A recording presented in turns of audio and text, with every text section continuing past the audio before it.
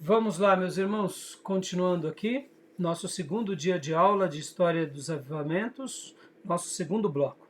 Nossas aulas, como é costume, está sendo gravada. Vamos lá. Meus irmãos, continuando aqui a nossa temática, né? Nossas pautas. Ao estudarmos sobre essa questão dos avivamentos, eu noto algo bem singular. Eu noto algo que é muito importante para todos nós, que mesmo que esses temas, como o Júnior há pouco relatou, é muito óbvio, é muito tal. Na prática, Júnior, na prática, irmãos, no dia a dia do pastorado, nós acabamos sofrendo um pouco com tudo isso. Podem ver que o povo de Deus, ele geralmente sofre um pouco de modismo. Uma moda entra no seio da igreja para a gente poder ter vida comunitária sem a influência do outro é muito difícil. Então, uma coisa que a gente nota é assim, mesmo que seja muito óbvio, e de fato é, para quem tem mais um esclarecimento, para quem tem mais maturidade, que a vida cristã é muito mais do que a liturgia, que a vida cristã é muito mais do que a prática ali na igreja. No dia a dia, a ausência da clareza do que é uma vida plena do Espírito Santo, ou do que é o verdadeiro avivamento, acaba nos atrapalhando bastante. Os movimentos, os estilos, nós somos seres influenciáveis. Então podem ver o que acontece numa igreja, ou numa igreja numa cidade, começa a ter um burburinho. Aí depois as outras igrejas começam a copiar. E quando vai ver, se você não faz, você não está na mesma unção. Podem ver, isso acontece o tempo todo. Isso acontece com questões doutrinárias, com práticas de louvor, com conferências, com inovações. E chega um ponto assim que no pastorado a gente acaba ficando um pouco dividido. Porque tem vezes que nós queremos sim começar algo novo, mas ao mesmo tempo é tão difícil no dia a dia fazer com que as pessoas entendam aquilo que para alguns é óbvio, que a vida cristã é muito mais do que, eu diria, os embrulhos que estão ao nosso redor.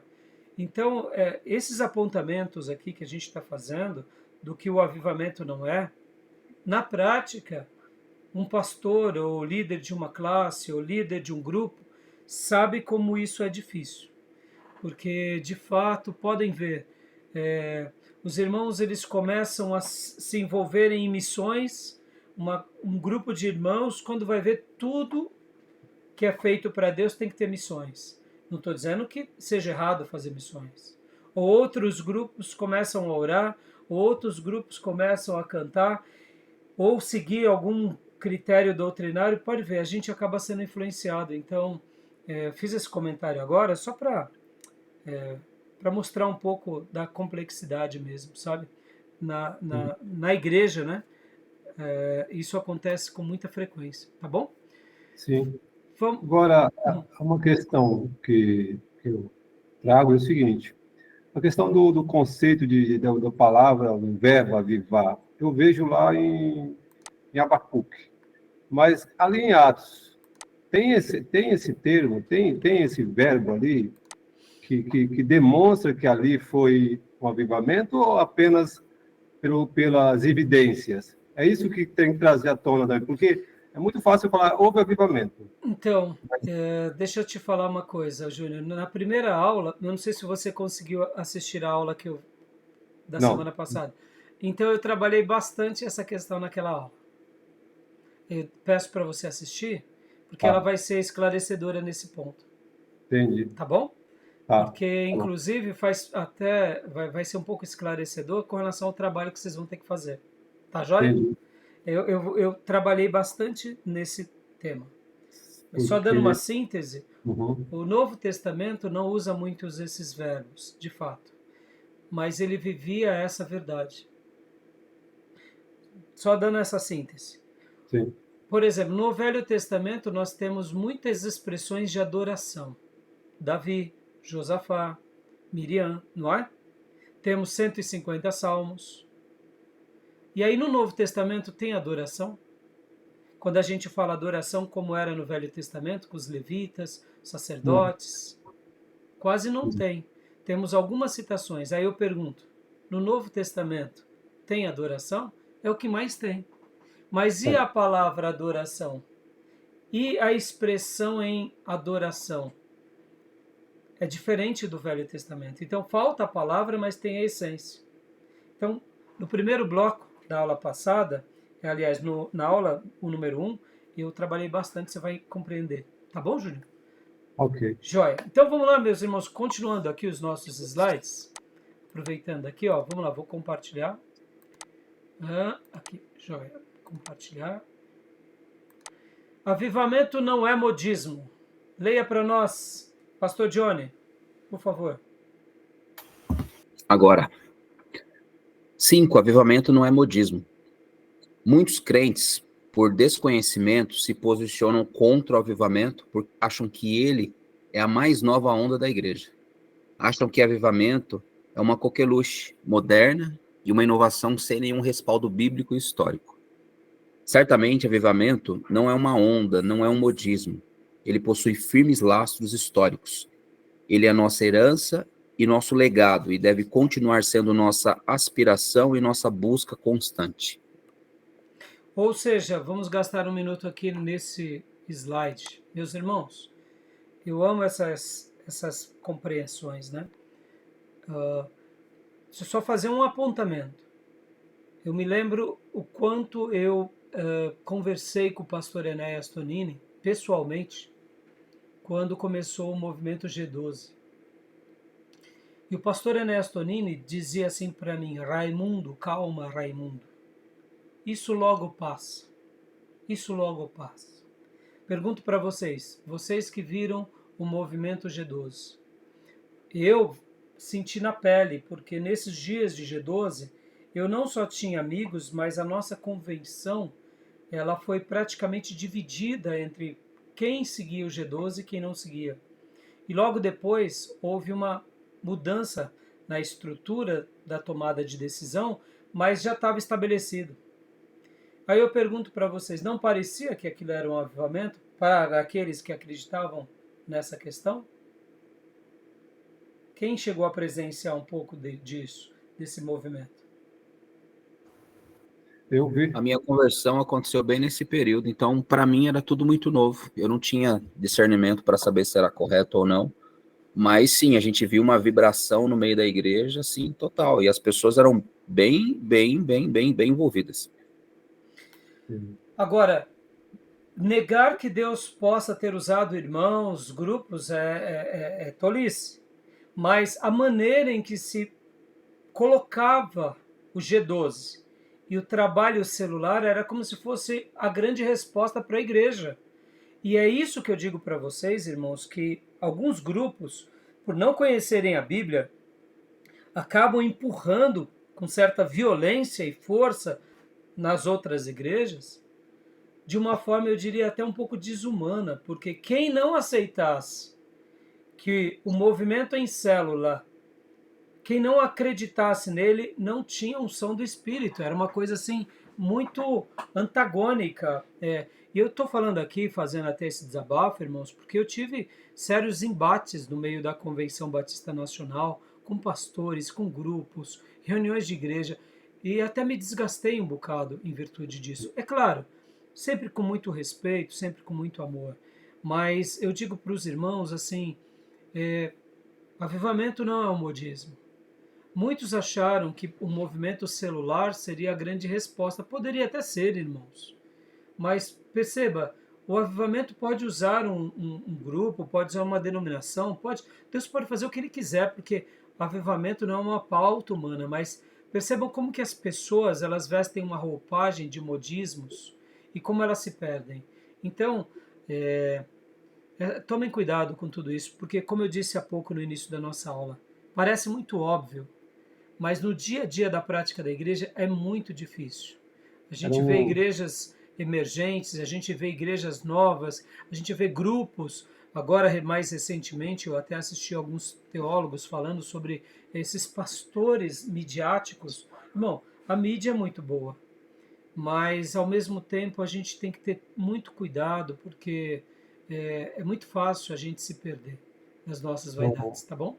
Fala, eu Júnior. lembro, eu lembro desse período aí, que era mais uma imposição, né? E, na verdade, célula não era nada mais do que um método de evangelizar, de fazer multiplicar. E eles Exatamente. impunham isso aí. Era a questão. Esse período aí tinha aquela questão do sopro, o cara soprava, a pessoa caía. Tinha a E questão aí, do dente de ouro. o dente de ouro veio um pouquinho antes, né? Mas assim, tá Um tudo pouquinho ligado, antes. viu, Júnior? Tudo Geralmente estava quem gosta de uma coisa ia para outra, né? conectado, está tudo conectado. É. Por isso, irmãos, que a gente tem que ter essa fundamentação bíblica acima de tudo e fazer com que as escrituras elas sejam a pauta para a nossa vida o tempo todo, tá bom? Ano passado também, as pessoas já tava dizendo que era lá nos Estados Unidos, um grupo que estava lá há muito tempo orando, já estava rotulando como avivamento. E muita gente aí, sério, hein, já estava achando, já estava prescrutando que seria um avivamento, porque sabe que reunida lá orando por não sei quantos dias. Sim, sim. Você lembra disso? Sim, foi a gente viu algo notável, mas dizer que é um avivamento, dizer que é um despertar é lindo.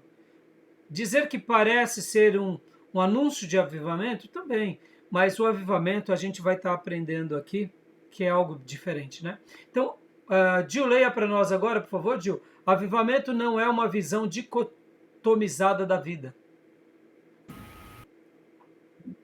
Muitas pessoas, quando começam a buscar avivamento, saem da realidade, enclausuram-se nos castelos inexpugnáveis de uma espiritualidade isolada e monástica.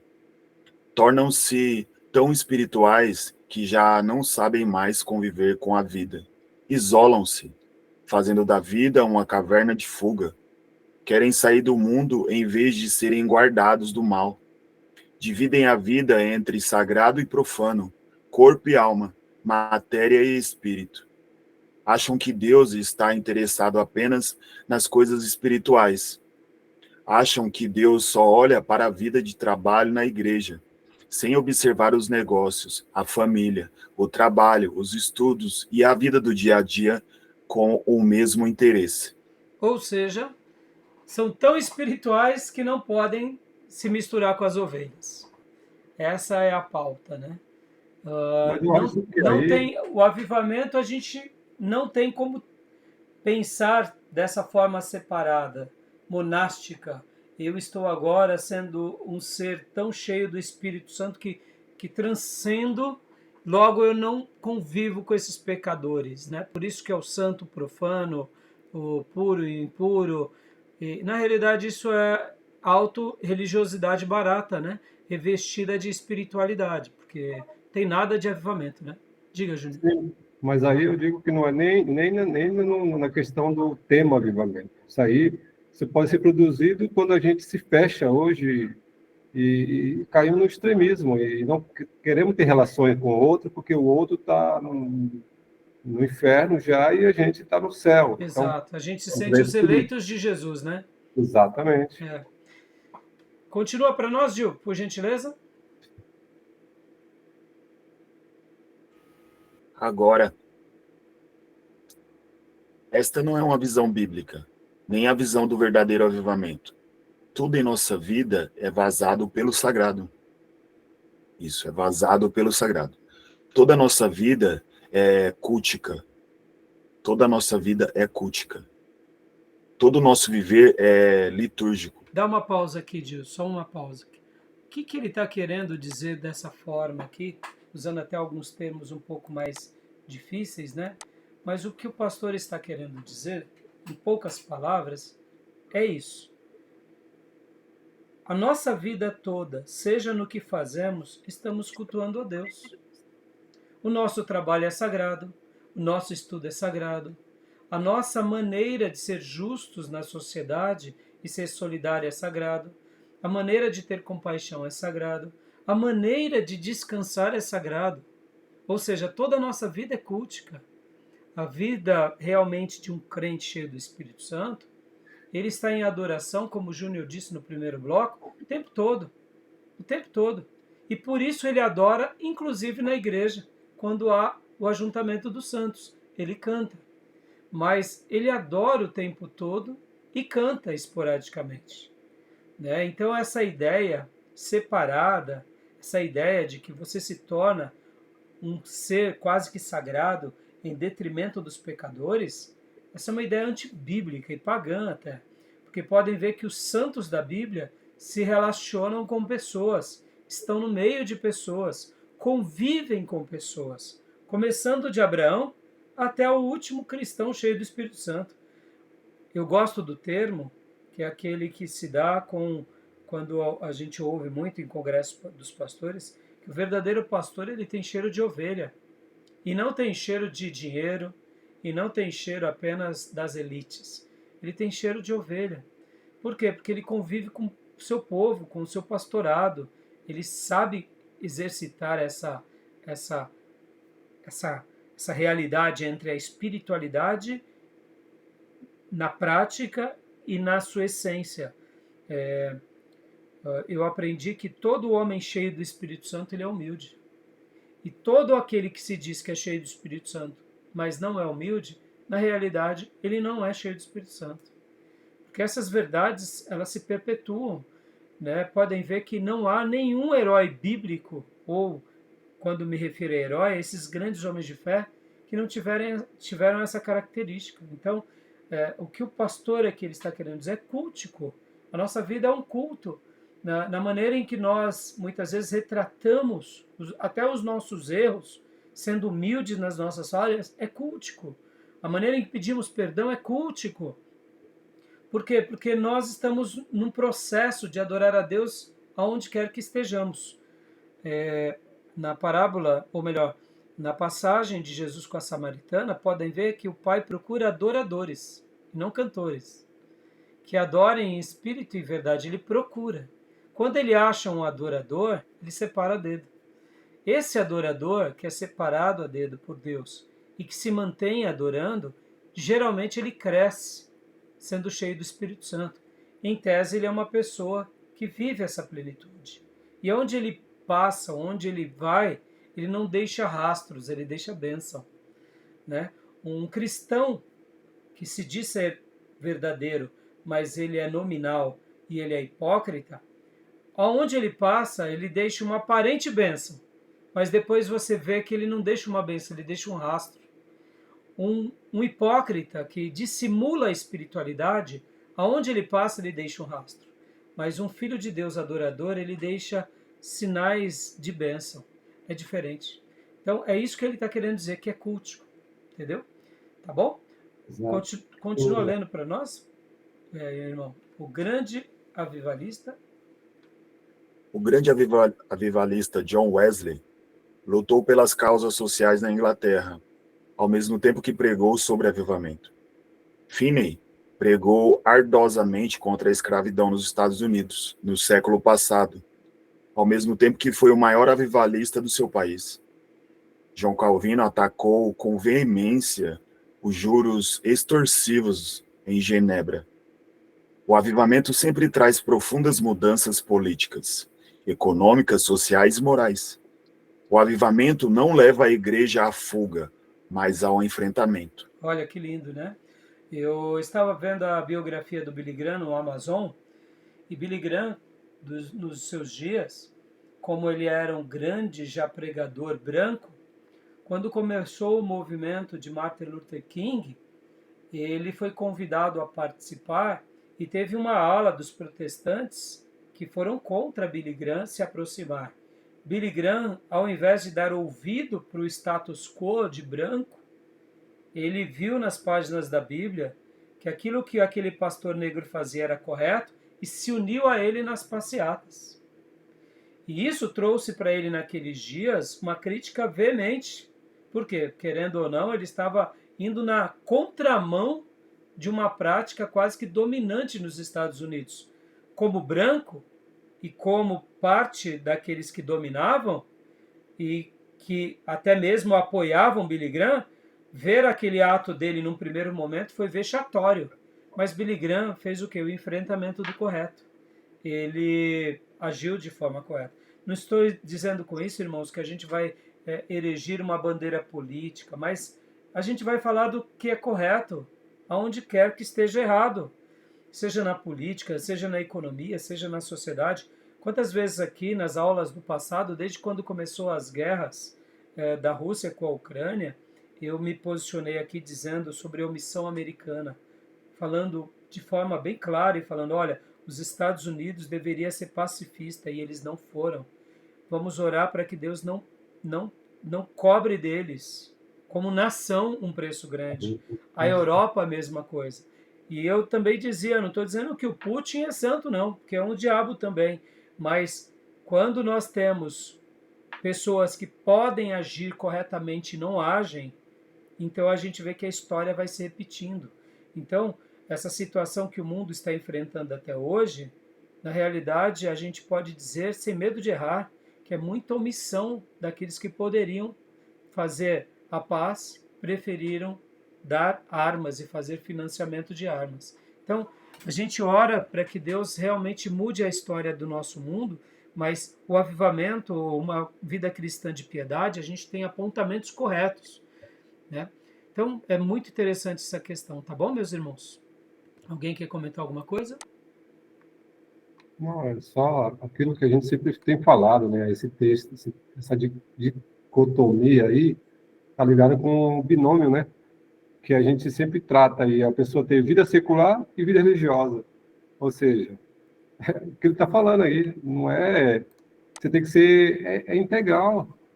A sua Exatamente. integral. Somos integrais, né, Júnior? Pode continuar lendo para nós, Gil, por gentileza?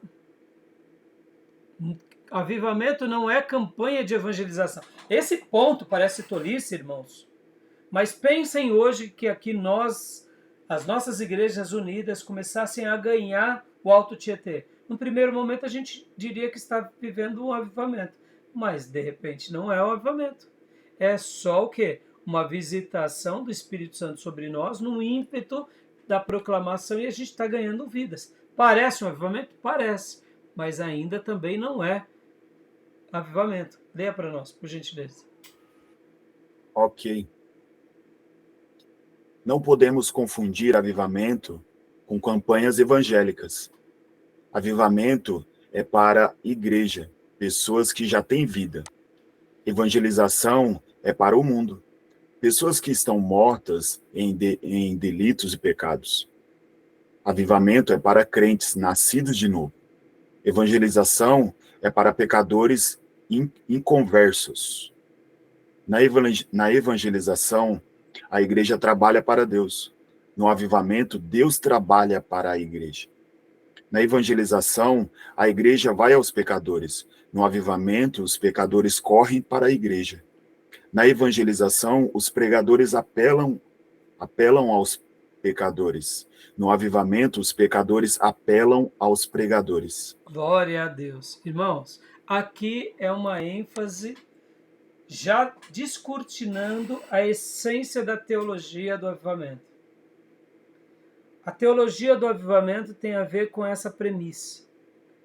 Assim como a evangelização é para os pecadores, o avivamento é para a igreja, é para o povo de Deus, que outrora estava ali vivendo nos seus momentos, talvez não tão fervorosos, mas Deus vem e trabalha.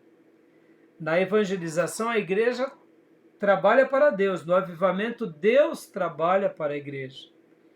Na evangelização, a gente vai até os pecadores. No avivamento, os pecadores vêm até a igreja. Então, eu sei que as histórias dos avivamentos na Bíblia não vão ser muitas, e as histórias dos avivamentos na história da igreja não serão muitas, mas é por isso que a gente tem que estudar em cima disso, para aprender a teologia do avivamento e, para, acima de tudo, desejar o avivamento entre nós. Tá bom, meus irmãos? Tudo bem até aí? Querem fazer alguma pergunta? Alguma dúvida?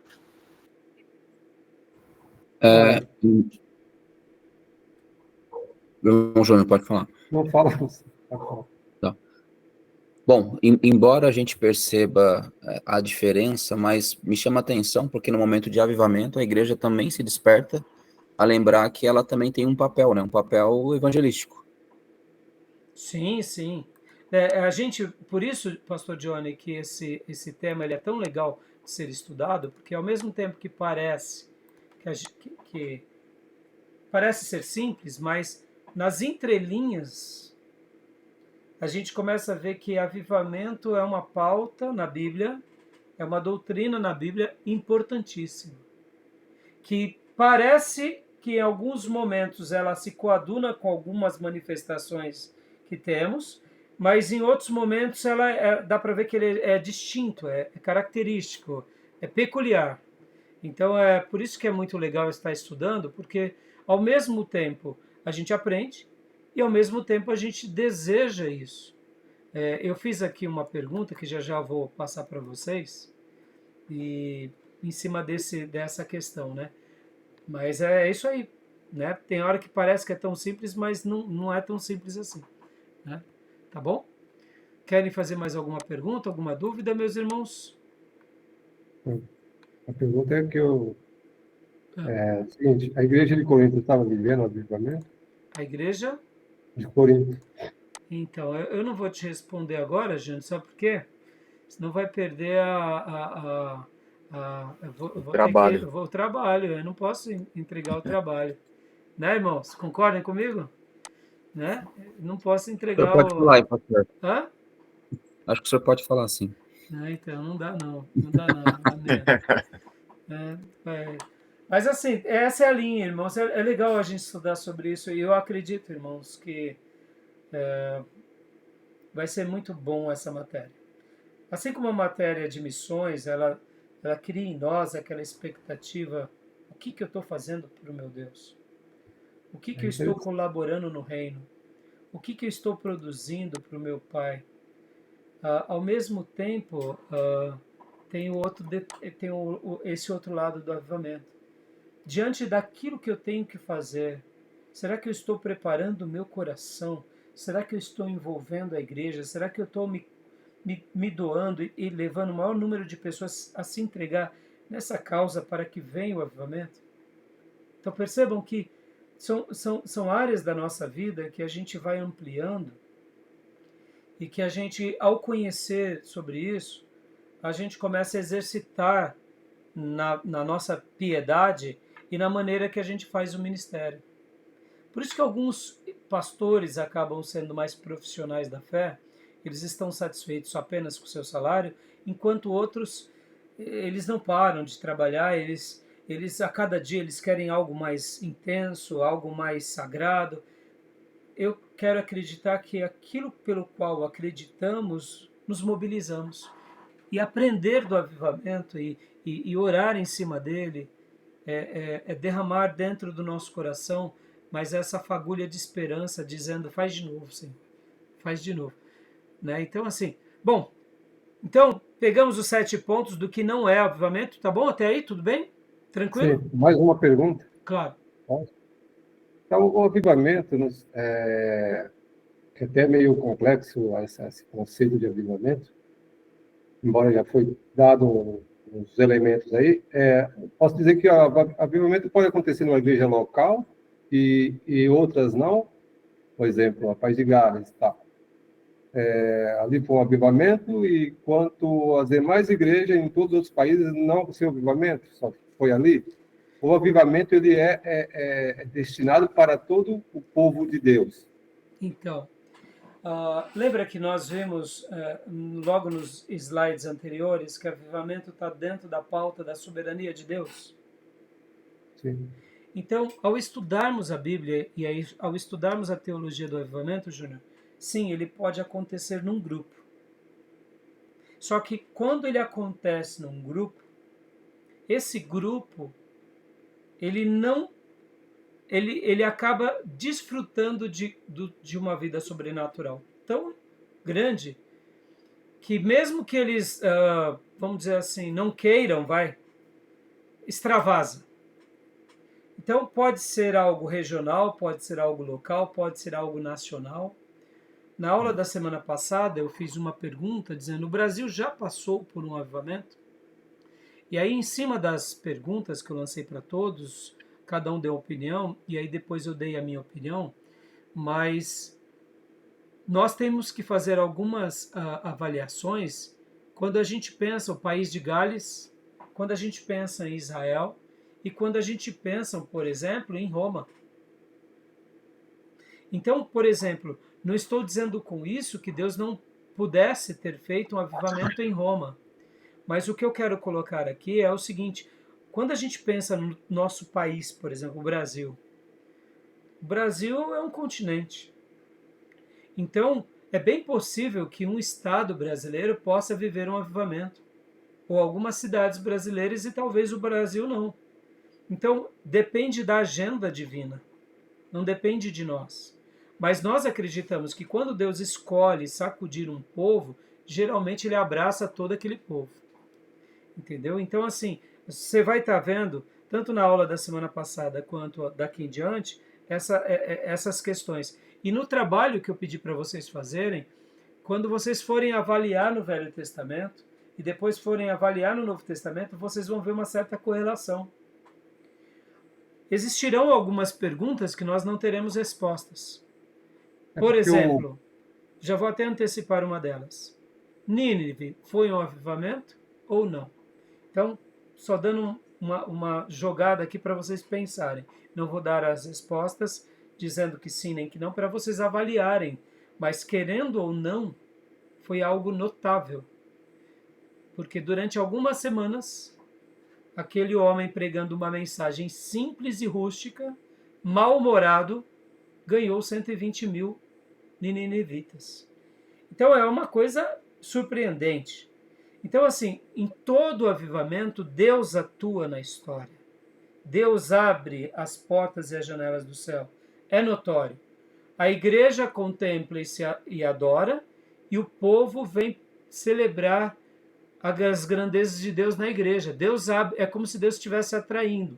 Por isso que, ao estudar sobre esse tema, é muito relevante. Tá bom, Júlio? Beleza? Tá? Então agora vamos para os próximos pontos do nosso slide, meus irmãos. Porque olha só, deixa eu só passar aqui para vocês. 10 e 10. Joia. Olha lá. Padrão bíblico de avivamento. O sentido estrito de avivamento. Antes de eu compartilhar esse daqui e entrar nos méritos, deixa eu voltar aqui com vocês. Ó, deixa eu fazer aqui uma... Aqui, ó. Deixa eu fazer uma pergunta aqui. Por que estudar esse tema, avivamento? Por que a gente deve estudá-lo? Vamos lá. Fazendo essas perguntas aqui, é um case agora em tempo real. Ou, por que estudar as histórias dos avivamentos? Qual é a relevância de estudarmos essa doutrina? Conhecer o fenômeno, né? Se ele existiu mesmo. Se não é coisa da nossa mente, se não é nossa interpretação que acha que é um avivamento, e como, na verdade, foi o poder de Deus operando que a gente denominou como avivamento. Então, tem essas questões que a gente tem que entender também, né? Meio deturbada. Bem deturbada. Que mais, meus irmãos? Joia, muito boa a resposta.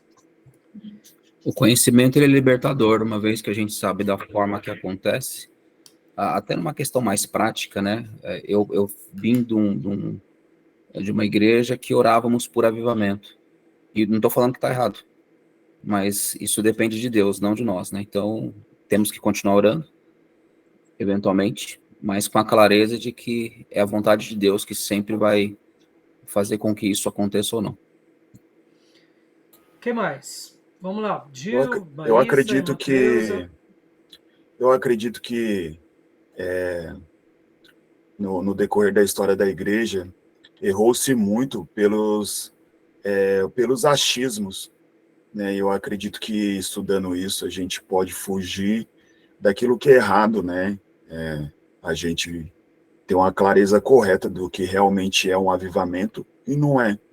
Eu acredito que o propósito seja esse, para que a gente tenha clareza do que realmente é avivamento. E até para que a gente faça isso que o pastor Johnny acabou de falar, para que a gente venha buscar para o nosso interior, para a nossa igreja, para o nosso interior, eu falo assim pessoalmente, né, como pessoa, um verdadeiro avivamento, pedir ao Senhor, buscar ao Senhor um verdadeiro avivamento. Joia. Maísa, irmã Cleusa, por que estudar esse tema? Que é uma forma também da gente conhecer mais a Deus, de saber não, de ter mais profundidade, né? Intimidade com Ele, de se mover, de ser igreja de verdade e de ser referência para as outras pessoas, né? A igreja avivada, ela tem mais de Deus e consegue se manifestar melhor no mundo também. Joia, minha irmã. E irmã Cleusa?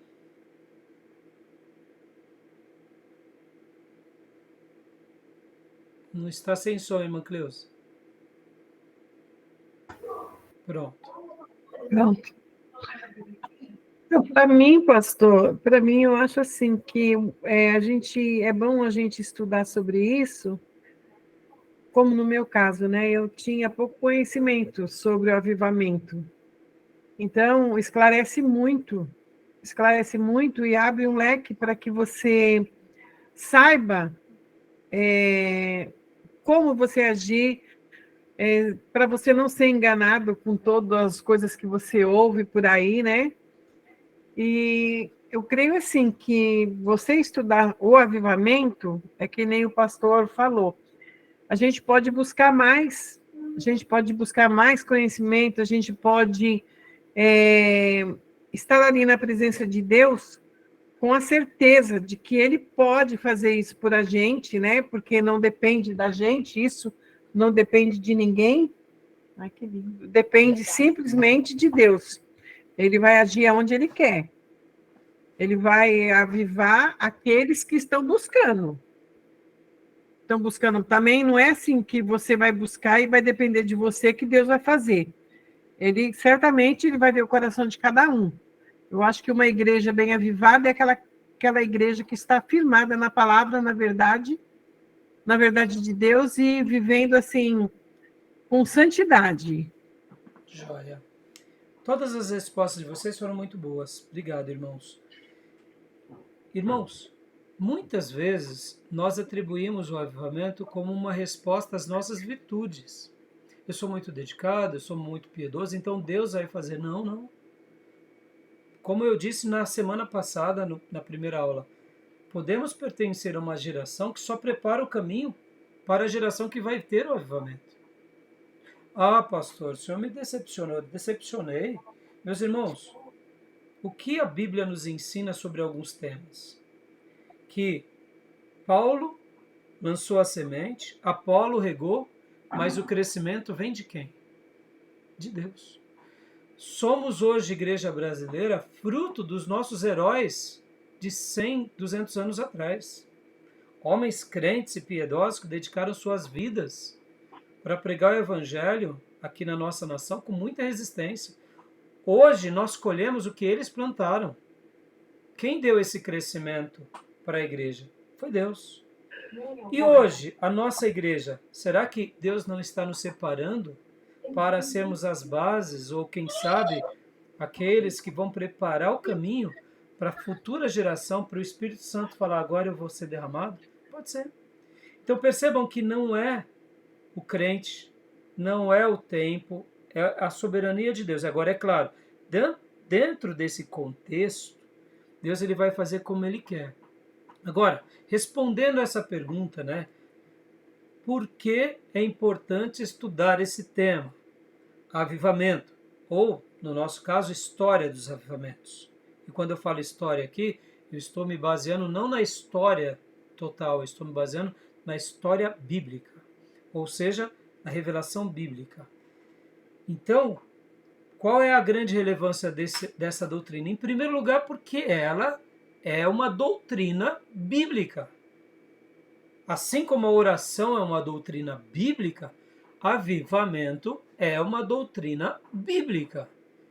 Não é fruto da nossa imaginação, do nosso modismo, da sociologia, das influências emotivas, de manipulações políticas e religiosas que tentam dominar as massas. Não, não, esqueça tudo isso.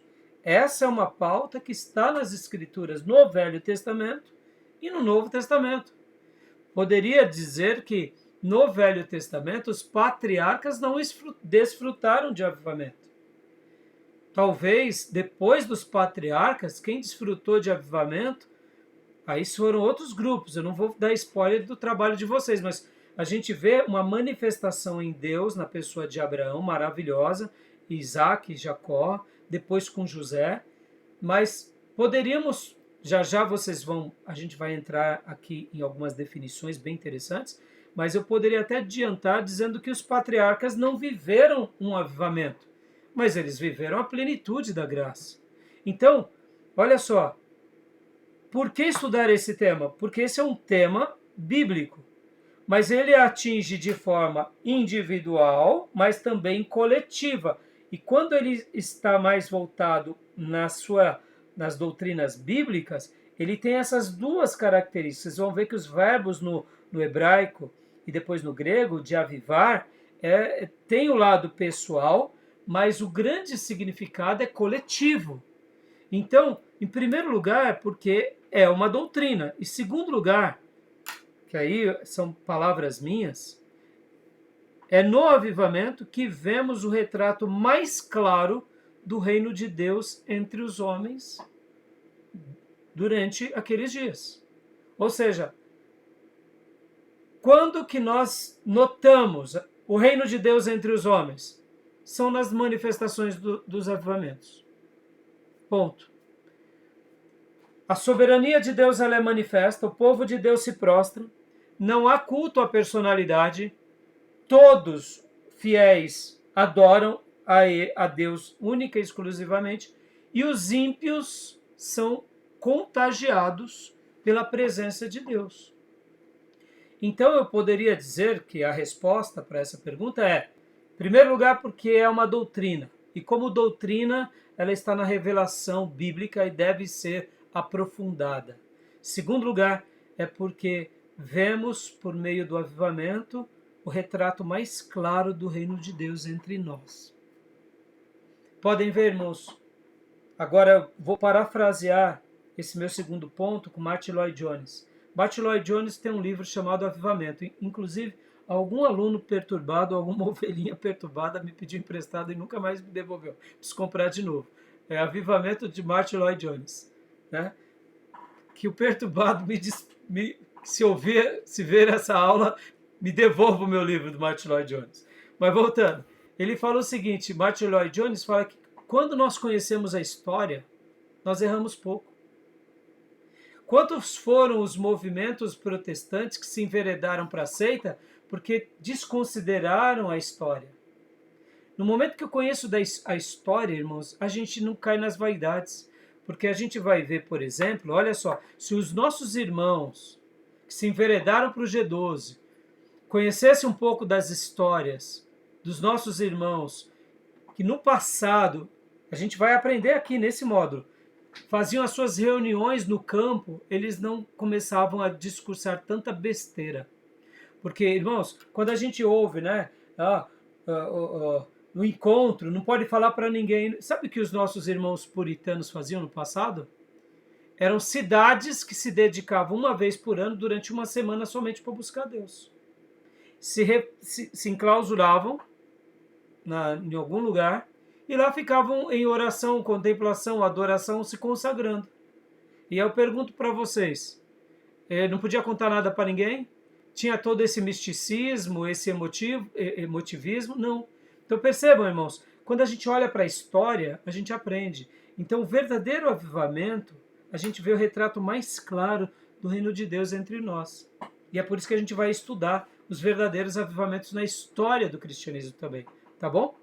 Então, podem ver que na aula da semana passada e nessa segundo bloco de aulas aqui, a gente está estudando, eu estou tentando traduzir para vocês o que é a teologia do avivamento e a sua importância na revelação bíblica. Quando a gente compreende o que é de fato avivamento, a gente já fala, opa, eu quero isso para a minha vida, eu quero isso para a minha comunidade, eu quero isso para a minha geração. Em segundo lugar, a gente também aprende o quê? a analisar o que está acontecendo, ou seja, as manifestações de Deus entre nós. Então nós estamos vendo um mover de evangelismo, um mover de despertamento numa certa área, mas é um mover do Espírito Santo. A gente não fica assim, vai descendo. Estão entendendo? Ficou claro para vocês? Tudo bem até aí? Então, vamos lá. Continuando aqui. Deixa eu, então, continuar aqui os slides. Pastor, só para aparar todas as arestas aqui. Claro. Então o avivamento é algo que tem relação com a igreja. Não quer dizer que esse avivamento da igreja não vá também a transbordar para as outras pessoas que não têm conhecimento da verdade. Mas, inicialmente, é dentro da igreja que isso acontece. Um avivamento, uma fome, uma sede pelas Escrituras, uma fome, uma sede por Deus. Exatamente. O avivamento, ele começa com o crente, e não com o ímpio. É com o crente. É uma pauta do crente. Por isso que eu falei que... De dentro para fora, né? É de dentro para fora. E é por isso que eu falei que ela é uma doutrina. E ela deve ser estudada. Porque muitas vezes a gente, Pastor Johnny, a gente quer tanto fazer missões, quer tanto ganhar o mundo, que a gente esquece de viver essa realidade aqui dentro, da nossa família, da nossa comunidade. Enquanto eu sou um crente cheio do Espírito Santo, eu estou pouco me lixando para os que estão do meu lado. Porque o importante é eu fazer. Então eu faço a obra, eu envio o missionário, eu faço tudo sozinho. Só que é como se o Espírito Santo de Deus estivesse dizendo, meu filho, olha para as Escrituras. Sozinho você pode até chegar mais longe. Mas você pode chegar mais rápido. Mas juntos vocês vão mais longe. A minha obra é no coletivo. O quebrantamento coletivo. É o quebrantamento coletivo. De quem? Do povo de Deus. É a sinergia coletiva do povo de Deus. Ou seja, é um momento pedagógico em que não há uma personalidade, mas há uma unidade como corpo em busca de um só que é Deus. E aí é nessa hora, pode ver, irmãos, nós não sabemos, irmãos, nós, até mesmo como igreja contemporânea, nós não sabemos lidar com a personalidade. A gente pega uma pessoa que tem uma grande personalidade, ou que Deus levanta, ele vira quase um ídolo dentro da igreja evangélica. E esses que são autodenominados ídolos se deixam ser levados por isso. Eles não se permitem serem humanizados. Por quê? Porque o povo gosta do quê? De ter os seus ídolos. E aí fica num dualismo violento entre o ídolo e os adoradores do ídolo. Os adoradores do ídolo... Então, tem que ter essa ruptura. Não tem espaço para ídolo. Até mesmo nas igrejas evangélicas. Não tem espaço para culto à personalidade. E quem... então talvez você me pergunte, então pastor, então Deus não vai levantar ninguém? Não, claro que Deus vai levantar.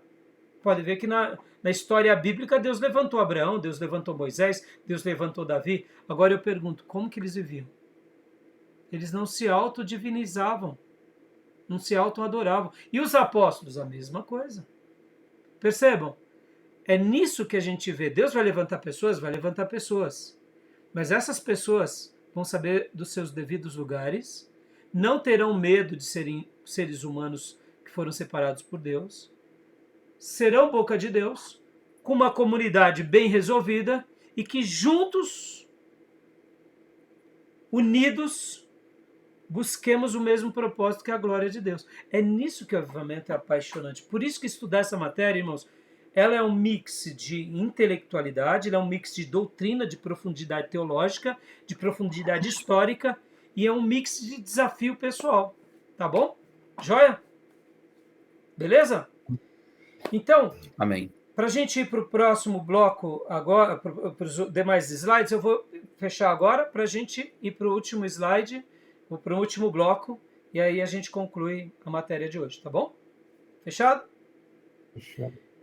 Alguma pergunta para eu poder parar aqui a gravação? Tranquilo, né? Tranquilo? Então vou parar a gravação, tá bom?